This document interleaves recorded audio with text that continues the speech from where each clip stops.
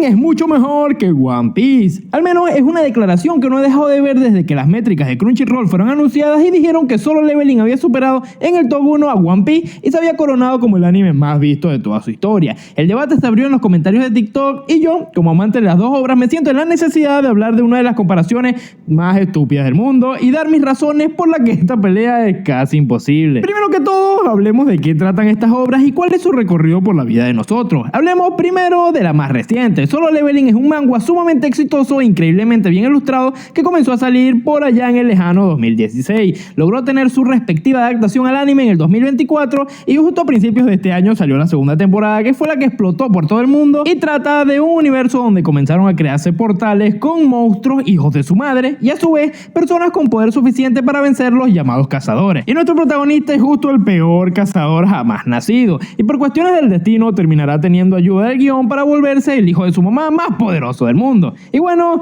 ¿qué es One Piece? Es un manga bastante viejito que empezó por allá en 1997 y tuvo una adaptación al anime en 1999, adaptación que hasta la fecha no se ha cancelado y recién hace una semana o dos volvió de un hiatus de 6 meses, que habla de un mundo donde existen los piratas y justo el día en que van a quitarle la vida al pirata número 1 del mundo, este dice que dejó su tesoro más valioso por ahí escondido y el que lo consiga se volverá el nuevo rey de los piratas. Y ahí llega nuestro protagonista, un niñito de goma que persigue su sueño de ser rey pirata por todos los mares del mundo, aun cuando él ni siquiera puede nadar. Dando estas dos sinopsis sumamente breves y por encima podemos ver de entrada que jamás estas obras se parecerán en algo, por lo que ya empezamos viendo que esta pelea entre ellos dos no tiene nada de sentido. Pero bueno, estando al día con One Piece y recién acabando de leer todo el manga de Solo Leveling, quiero compararlas en ciertos aspectos y demostrar por qué carrizo One Piece se come de pies a cabeza a la otra obra. Si hablamos de narrativa y forma de llevar la obra, las dos pecan de ser repetitivas. Sí, Solo Leveling luego de sus primeros 2 capítulos, que son bastante diferentes, trata de enseñar a un enemigo súper mamadísimo al que nuestro héroe derrotará al final del capítulo y así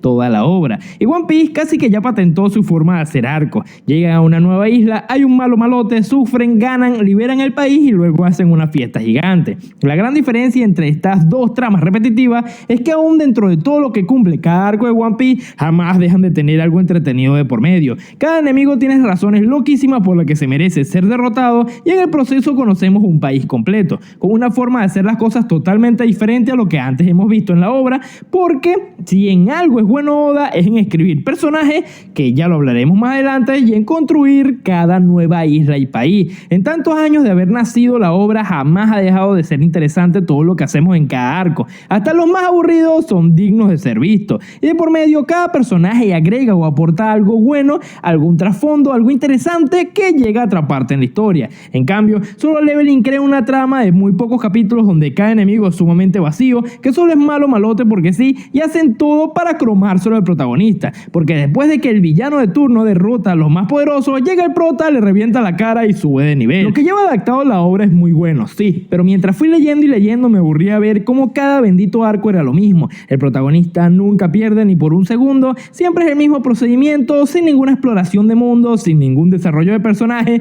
literalmente se toman en serio su nombre y es solo levelear. Ningún personaje es aprovechado o bien llevado y solo está ahí para adular al protagonista y ajá. Los portales no son más que un lugar recto que te lleva al enemigo final, exceptuando los portales rojos, que son muy pocos en toda la obra. Entonces, si vienes aquí en busca de contenido, siempre One Piece tendrá muchísimo más que ofrecerte y Solo Leveling te entrega peleas que sí, aunque son buenas, el día que dejen de animarlas bonitas, se les cae la obra. Y bueno, el punto más grande a comparar hoy, mañana y siempre son los personajes. Solo Leveling tiene bonito diseño de personaje, pero con una personalidad sumamente vacía, porque mientras más leía la obra, más chistoso me parecía el como una hormiga tenía más personalidad que hasta la que se vuelve el interés amoroso del prota. Si hay alguien que tiene desarrollo es el protagonista, y no porque cambie mucho conforme avanza la obra, solo pasa de ser niño tímido a ser el tipo más mamado del mundo mundial y jamás pasa de ahí. Es bonito ver cuando quiere a la gente que ama, pero su personalidad es solo pelear,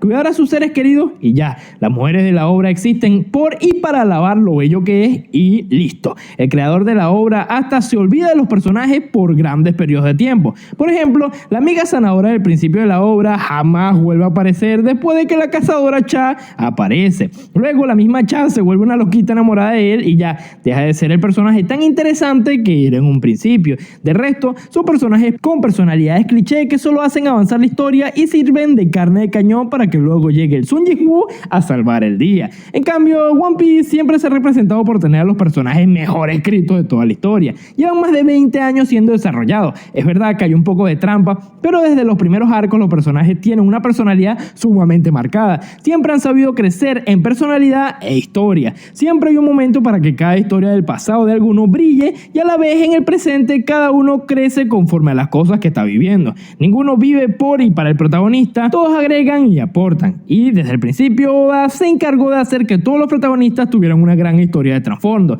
para que así en los arcos siguientes pueda centrarse en los nuevos personajes que presentarán en esta nueva isla, que sin importar todo lo que pase en este arco tendrá un buen desarrollo bastante interesante que hará que sean valiosos, ya sea ahora o en el futuro. Sí, hay personajes innecesarios de vez en cuando, pero los importantes jamás han dejado de crecer desde que inició la obra. Y bueno, lo vamos a dejar por aquí. Estos son los dos puntos más gigantes de comparación de estas dos obras. One Piece lo supera con creces, pero no hay que negar que Solo Leveling se hace ver, se deja disfrutar y está hecha para tener las emociones a mil, porque aunque sabes que el protagonista siempre va a ganar, solo quieres ver qué es lo siguiente que pasará en la obra. No es cosa de ser peleada o discutida, las dos obras tienen cosas dignas de ser disfrutadas, pero jamás van a poder superar a One Piece.